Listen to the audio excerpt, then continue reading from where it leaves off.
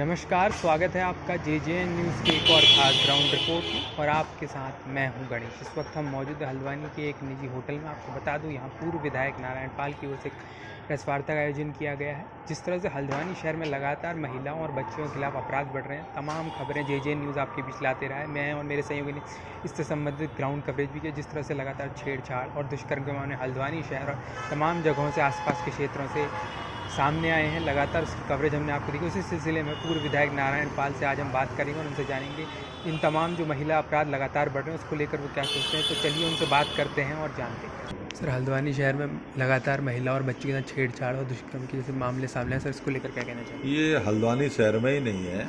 इस वक्त मैं तो देखता हूँ कि पूरे हिंदुस्तान में इस तरीके की घटनाएं सामने आ रही हैं। अभी विगत करीब 2.5 महीने पहले मैं राजपुरे में 2 लड़कियों को कुछ लोग ले गए थे, भगा के ले गए थे। तो मैं उनके घर भी गया था। वो दोनों हिंदू लड़कियां थीं। अब मैं देख रहा हूँ कि गोला गेट पे एक मुस्लिम लड़की के साथ किसी लड़के ने दुराचार करने की कोशिश की। उसके बाद मैंने देखा कि एक टीचर था, वो अपने एक छात्रा से रात को चैटिंग गलत तरीके से कर रहा था। या अभी मैंने कारदाम में देखा, एक बच्चे के साथ दुराचार किया गया।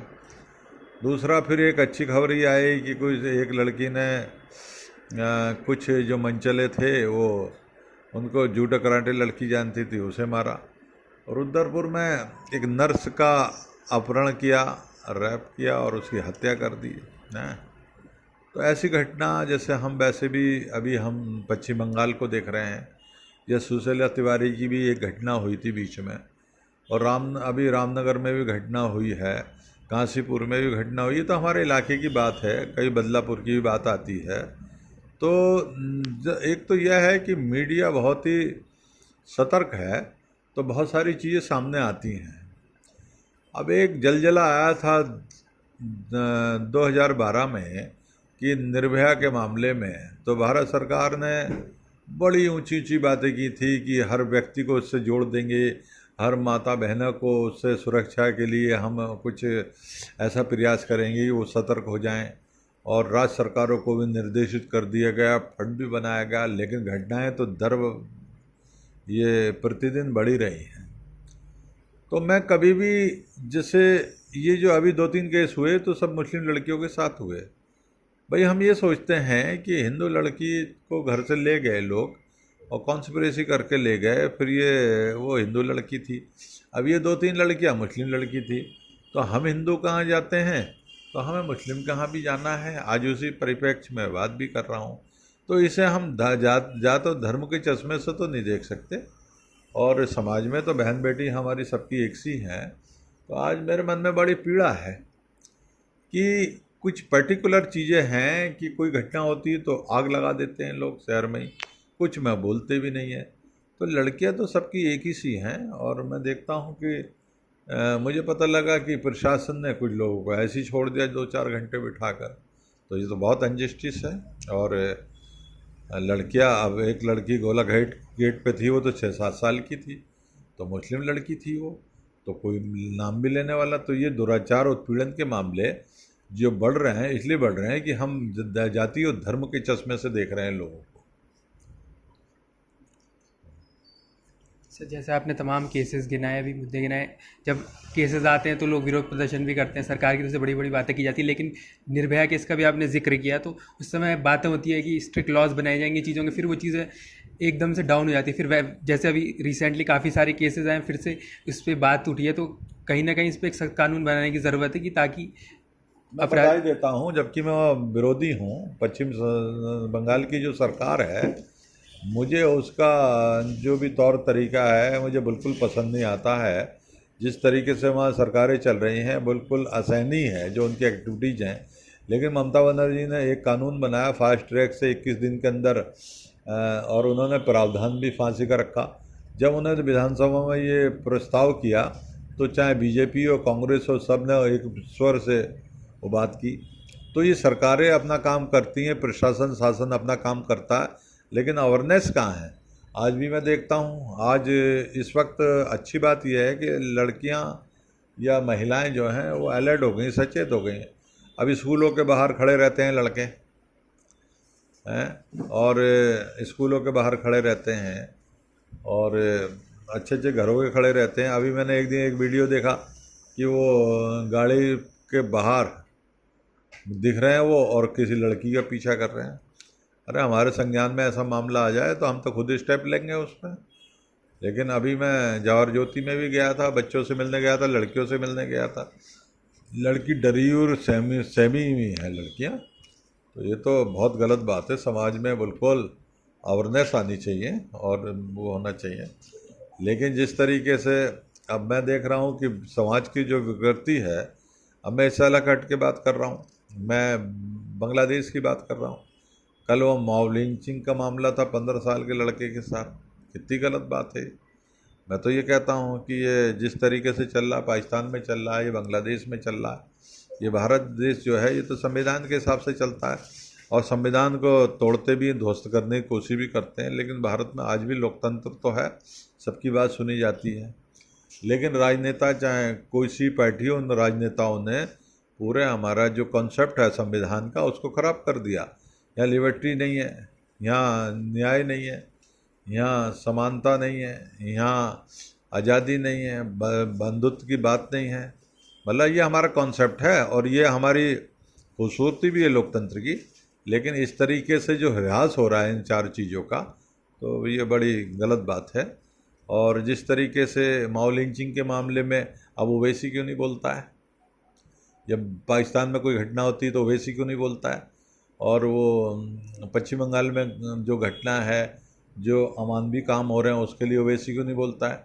या इधर के साक्षी महाराज जैसे लोग हैं वो क्यों नहीं बोलते हैं?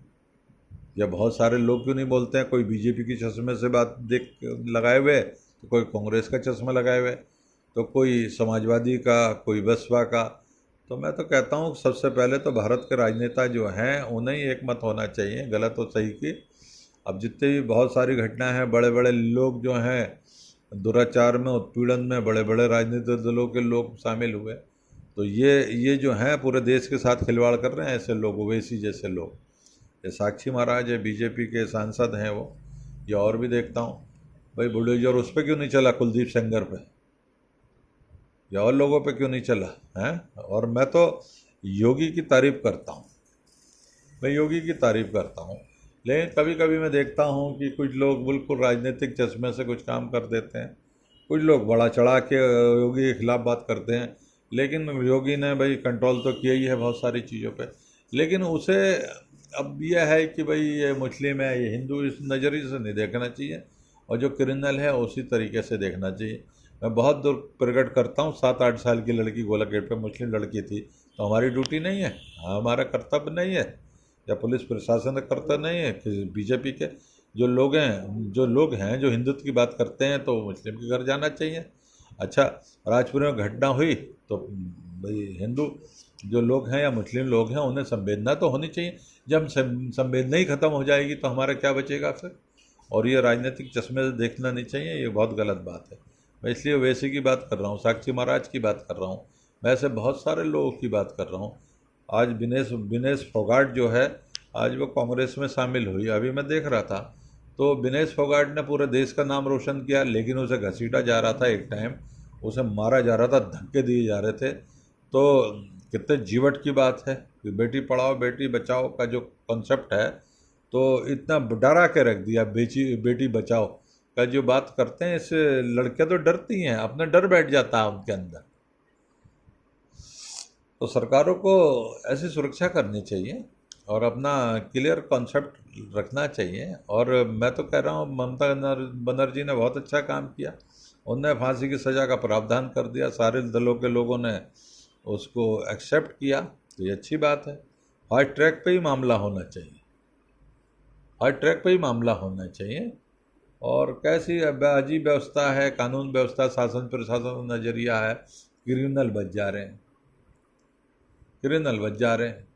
और जैसे मैं देखता हूँ कि हर इलाके में नशाखोरी का काम चल रहा है, ये प्रशासन क्यों नहीं देख रहा है भाई? हैं, प्रशासन क्यों नहीं देख रहा है? लोग कहते हैं कि जब हम नशाखोरी के जो कारोबार करने वाले लोग बंद कर देते हैं कारोबार, तो वो पुलिस वाले खुद ही कह देते हैं, बहुत सारे पुलिस वाले ऐसे भी हैं जो खुद कह देते हैं भैया काम कर, नहीं तो पैसा कहाँ से आएगा। दिखता नहीं समाज के ठेकेदारों को कि नशे की जो बात है या ये महिलाओं के दुराचार उत्पीड़न की बात है, तो इसमें दिखता नहीं है लोगों को। हैं, कश्मीर उसकी जो घटना है, मैं कश्मीर की घटना देखता हूँ, मैं पश्चिम बंगाल की घटना मानवीय घटनाएं हैं ये सब। मैं तो इस मामले में जैसे धारा 370 की बात थी, मैं बहुत ही बधाई देता हूँ। हैं, या और मैं कानून की बात करता हूँ, कहाँ गए पत्थर मारने वाले लोग।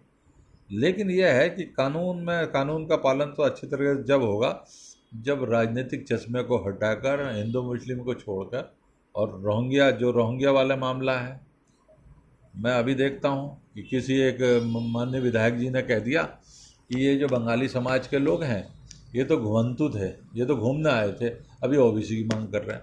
अरे हम कई बार जेल जा चुके हैं, अनुसूचित जाति की मांग करते हैं वो, और 1947 में, 1947 में, 65 में और 71 में, चाहे इंटरनल वार हुआ या भारत की आज़ादी की लड़ाई लड़ी, बंगाली को बहुत बड़ा हाथ था। तो बेईमानी हर किसी राजनेता के दिलो दिमाग में घुस गई है, और ये जो राजनीतिक दल हैं इनके अंदर बेईमानी पूरी की पूरी बेईमानी है। सीधी बात करेंगे, ईमानदारी की बात करेंगे तो बहुत दूर तक जाएगी। तो लेकिन मैं देख रहा हूँ कि बहुत ज़्यादा अन्याय हो रहा है, ईमानदारी से लोग बात ही नहीं कर रहे हैं। तो देखा आपने हमारी इस खास ग्राउंड रिपोर्ट में हमने पूर्व विधायक नारायण पाल से बात की और उनसे जाना कि जिस तरह से हल्द्वानी शहर में लगातार महिलाओं के प्रति अपराध बढ़ रहे हैं उसको लेकर वो क्या सोचते हैं। उन्होंने बताया जिस तरह से लगातार महिलाओं के प्रति अपराध बढ़ रहे हैं उसमें कहीं ना उन्होंने उस पर चिंता जाहिर की। लगातार महिलाओं की तरफ जिस तरह से अपराध बढ़ रहे हैं उसकी तमाम कवरेज आपने JJN न्यूज़ में भी देखी। उसको लेकर उन्होंने कहा कि इसको राजनीतिक या धार्मिक दृष्टि से नहीं जाना चाहिए और महिलाओं की सुरक्षा के प्रति सरकार और शासन को सख्त से सख्त कानून बनाना चाहिए। फिलहाल के लिए इस खास ग्राउंड रिपोर्ट में इतना ही। मैं गणेश अपनी सहयोगी संगीता के साथ JJN न्यूज़ हल्द्वानी।